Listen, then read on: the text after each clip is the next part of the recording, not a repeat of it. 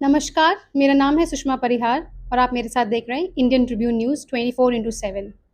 आज हम बातचीत करने वाले हैं बीजेपी के स्पोक्सपर्सन से, जिनका नाम है डॉक्टर ताहिर चौधरी। सबसे पहले तो मैं उनका धन्यवाद करना चाहूँगी, जिन्होंने अपने कीमती समय से हमें थोड़ा वक़्त निकाल के दिया है।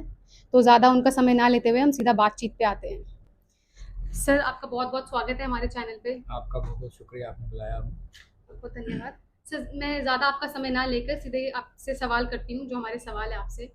तो मेरा पहला सवाल ये है आपसे कि रिसेंटली अभी जम्मू कश्मीर में, जम्मू श्रीनगर में G20 समिट का सम्मेलन कराया गया। मैं आपसे ये पूछना चाहती हूँ कि जो हमारी यूटी है, जम्मू एंड कश्मीर, इसने उसे क्या अचीव किया है? हमें क्या अचीवमेंट्स हुए हैं? उस वो जो हमारा अभी प्रोग्राम हुआ था, उससे हमें क्या-क्या हमारे स्टेट्स में, हमारे जो यूटी है, उसमें क्या-क्या अचीवमेंट्स मिलेंगे? हमें क्या नई चीज़ें देखने को मिलेंगी? देखिए, G20 का जम्मू कश्मीर में होना, स्पेशली वैली के अंदर होना, सीधी सी बात है कि 70 साल के बाद देश में एक ऐसी सरकार का आना, ऐसे प्रधानमंत्री का आना जिनका हमेशा सोच में और झुकाव उनका हमेशा जम्मू कश्मीर की तरफ रहा और हमेशा जम्मू कश्मीर के लिए सोचा गया, डेवलपमेंट के बारे में सोचा गया। तो सीधी सी बात है, जब G20 समिट यहाँ पे स्टार्ट हुई वैली के अंदर और 60 कंट्रीज़ के डेलीगेट्स का आना, और आपने देखा कि पिछले कुछ टाइम से स्मार्ट सिटी को लेके, जम्मू को लेके जैसे डेवलपमेंट चल रही थी, मुझे नहीं लगता कि आज के टाइम पे अगर आप कश्मीर वैली के अंदर जाओ तो आपको नहीं लगेगा कि आप कश्मीर के अंदर हो, आपको लगेगा आप किसी यूरोपियन कंट्री में आए हो। इतना डेवलपमेंट किया गया। और सीधी सी बात है, इससे जम्मू कश्मीर में आप कहोगे क्या इफेक्ट पड़ेगा? रोज़गारी तो बढ़ेगी बढ़ेगी, टूरिस्ट ज़्यादा से ज़्यादा आएंगे, कश्मीर का अपना कल्चर, कश्मीर का हैंडीक्राफ्ट, कश्मीर के शॉल्स, कश्मीर के, मैं कहूँगा, ड्राई फ्रूट्स, जितना कुछ भी है। वैसे भी कश्मीर की अगर मेहमान नवाजी देखी जाए तो हिंदुस्तान में एक वाहिद वैली, एक ऐसी कश्मीर है जिसकी जो मेहमान नवाजी है पूरी दुनिया में मशहूर है। तो बहुत सारी चीज़ों का बेनिफिट मिलेगा, यूथ को बेनिफिट मिलेगा और लोगों को एहसास हो रहा है कि वाकई 70 साल के बाद जो चेंजेस आई हैं वो अब सामने दिखने लगी हैं। जो प्रधानमंत्री साहब ने लाल किला से ख्वाब देखा था नए जम्मू कश्मीर का, मुझे लगता है एक भारतीय जनता पार्टी का प्रवक्ता होने के नाते कि कहीं ना कहीं हम उस ख्वाब की तरफ आगे बढ़ रहे हैं और उसकी शुरुआत हो चुकी है। आप एक वर्ड यूज़ कर रहे हैं बेनिफिट। आप बता सकते हैं बेनिफिट आप किस तरफ के लिए क्या डायरेक्शन दे रहे हैं बेनिफिट कह के?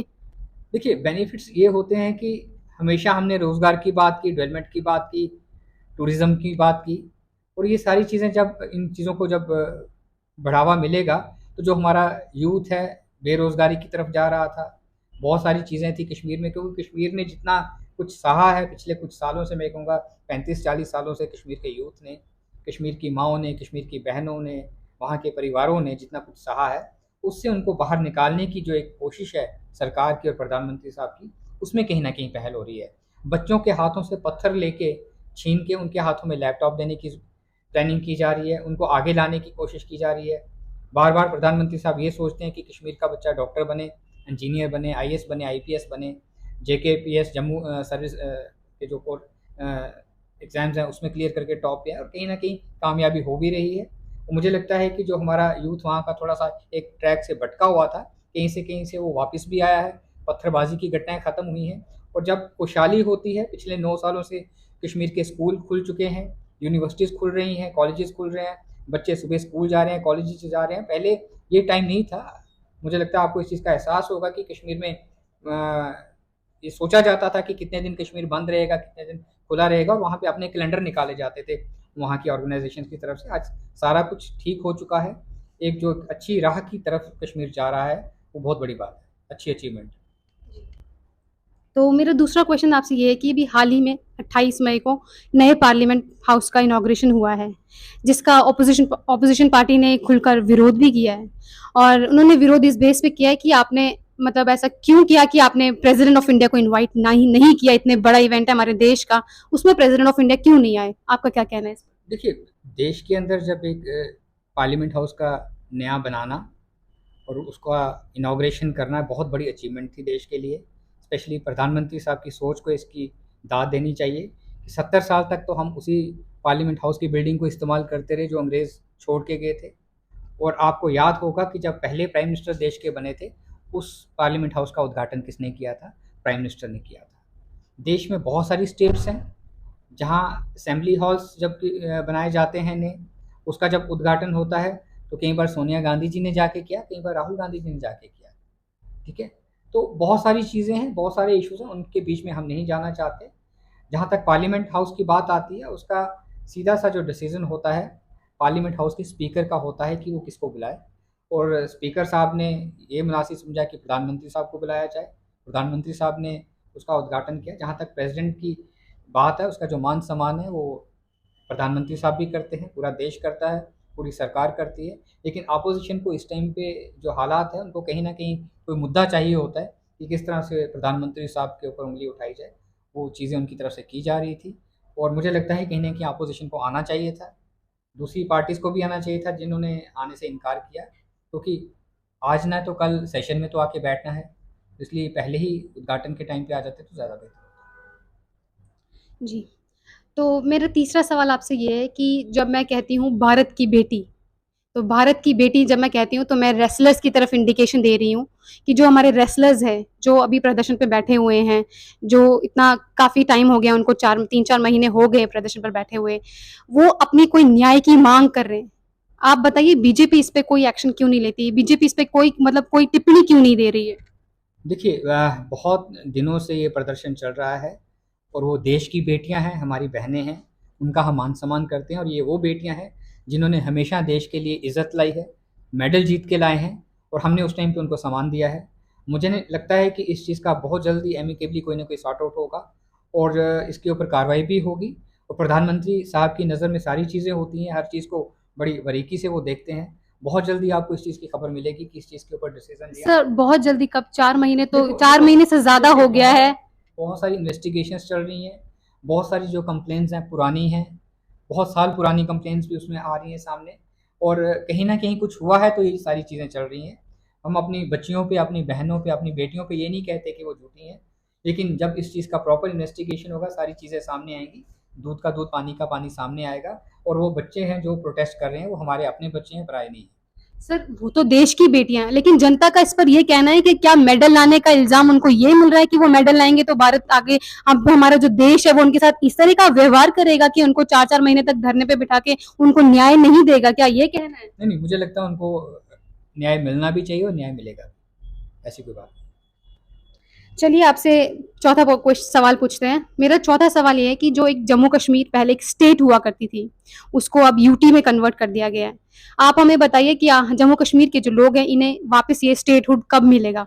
देखिए, सीधी सी बात है, इस चीज़ का जवाब हमारे ऑनरेबल होम मिनिस्टर साहब संसद में दे चुके हैं, और जब संसद से किसी चीज़ को कहा जाता है और होम मिनिस्टर कहते हैं देश के, तो वो चीज़ पत्थर पे लकीर होती है।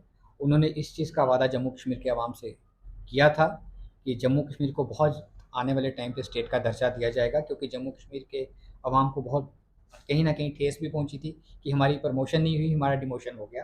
तो मुझे लगता है कि आने वाले टाइम पे जब बेहतर हालात होंगे, और वो हालात ऐसा-ऐसा बेहतर हो चुके हुए हैं, और होम मिनिस्टर साहब ने जो कमिटमेंट किया हुआ है वो उसको पूरा करेंगे, जम्मू कश्मीर को दोबारा स्टेट का दर्जा भी दिया जाएगा।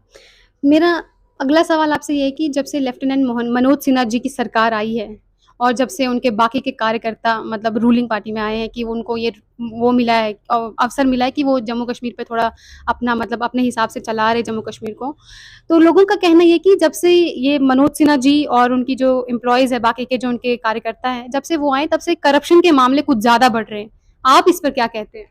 देखिए, कहीं न कहीं इस तरह के इल्ज़ामात अपोज़िशन की पार्टीज़ की तरफ से लगाए जाते हैं रूलिंग सरकार के ऊपर, लेकिन इस टाइम पे जम्मू कश्मीर को ऑनरेबल एलजी साहब, मनोज सिन्हा साहब देख रहे हैं, उनकी पूरी टीम देख रही है, उसमें हमारे जम्मू कश्मीर के आईएएस ऑफ़िसर्स आते हैं, आईपीएस ऑफ़िसर्स आते हैं, और मुझे लगता है कि बहुत अच्छे ढंग से काम किया जा रहा है। जम्मू कश्मीर जैसे यूनियन टेरिटरी को हैंडल करना मनोज सिन्हा साहब के लिए बहुत बड़ी चैलेंज था, जो प्रधानमंत्री साहब ने उनके ऊपर भरोसा करके उनको सौंपा गया, और कहीं न कहीं उसको पूरे ढंग से वो कर रहे हैं। मैं आपको ये चीज़ क्लियर कर दूँ, मनोज सिन्हा साहब का 24/7 काम करते हैं, और उनका इस तरह का सिस्टम है, अगर आपको भी कोई प्रॉब्लम हो और अगर आप उनको पर्सनली उनके नंबर पे कॉल करो तो वो खुद फ़ोन उठाते हैं। सर आप जो हमारे दर्शक अभी इस वक़्त ये देख रहे हैं, आप मुझे कह रहे हैं कि नंबर पर कॉल कर सकते हो। हमारे दर्शकों के लिए उनका नंबर बता दीजिए। नहीं, नहीं, नहीं। देखिए, नंबर उनकी साइट पे है, वो मुझे भी नहीं मालूम। ये मैं आपको एग्ज़ाम्पल्स बताता हूँ। बहुत सारे लोग हैं, उनके अटेंडेंट जब हॉस्पिटल्स में पेशेंट्स उनके बीमार होते हैं, अटेंडेंट्स को प्रॉब्लम होती है और कुछ लोगों को प्रॉब्लम होती है, तो वो उनके ग्रीवेंस सेल में जाते हैं, वहाँ से साइट से नंबर लेते हैं, कॉन्टैक्ट करते हैं और मुझे लगता है कि विदिन 24 आवर्स उनकी प्रॉब्लम की तो सुनवाई आप की इस बात जाती का दावा देते हैं कि है। वो बिल्कुल, बिल्कुल। वो ये सब बातों पे रिस्पॉन्ड करेंगे? बिल्कुल, बिल्कुल 100% करेंगे, नहीं कर रहे हैं। कर रहे हैं, आपका बिल्कुल, कहना है कि वो कर रहे हैं। कर रहे हैं। और अगर मतलब अगर कोई कंप्लेन लेके आता है कि इस तरह हम उन्होंने हम पे रिस्पॉन्ड नहीं किया, आप देखिए देखिए, अब कंप्लेन पे भी डिपेंड करता है। बहुत सारी चीज़ें ब्यूरोक्रेट्स के लिए, हाई कमांड के लिए होती हैं। अगर आप सच्चे हो और आपकी बात ठीक है, तो उसको ठीक किया जाता है। ये नहीं है कि अगर आप किसी चेयर पे बैठे हुए हैं, तो अगर आपके पास 10 लोग किसी चीज़ को लेके आते हैं, तो आप 5 ही काम करते हो। 5 काम क्यों नहीं करते हो? क्योंकि 5 काम पॉसिबल ही नहीं है अंडर लॉ, तो वो काम नहीं किए जा सकते। तो एलजी साहब का जहाँ तक मैं बात करूँगा, उनके पास जो भी लोग अपनी फरियाद लेके गए हैं और जो प्रॉपर चीज़ें होती हैं, उनको ठीक किया जाता है और विदिन 24 आवर्स किया जाता है। ऐसी कोई बात नहीं। चलिए, मेरा आखिरी सवाल आपसे ये है कि मणिपुर में इस वक्त हालत स्थिति तो जो है वो बहुत खराब है, आपका उस पर क्या कहना है कि उस वक्त अभी वहाँ पे कैसी सिचुएशन है? देखिए, मणिपुर की मैं ऊपर इतनी टिप्पणी नहीं करूँगा, क्योंकि वहाँ पे हमारे ऑनेबल होम मिनिस्टर साहब अभी विज़िट पे गए भी थे। बहुत सारी चीज़ें वहाँ पे ग्राउंड ज़ीरो आप पे। बता सकते हैं हमारे दर्शकों को कि अभी वहाँ पे प्रेजेंट सिनेरियो क्या है, कि मतलब क्यों वहाँ पे हालात क्यों देखिए खराब है? देखिए देखिए, वो मेरे पास नहीं आता, क्योंकि मैं नेशनल स्पोक्स पर्सन हूँ नहीं। मैं जम्मू कश्मीर का स्टेट का स्पोक्स पर्सन हूँ। जम्मू कश्मीर की आप ज़ीरो ग्राउंड की कहीं बात करोगे, तो मैं उस पे बात रख सकता हूँ।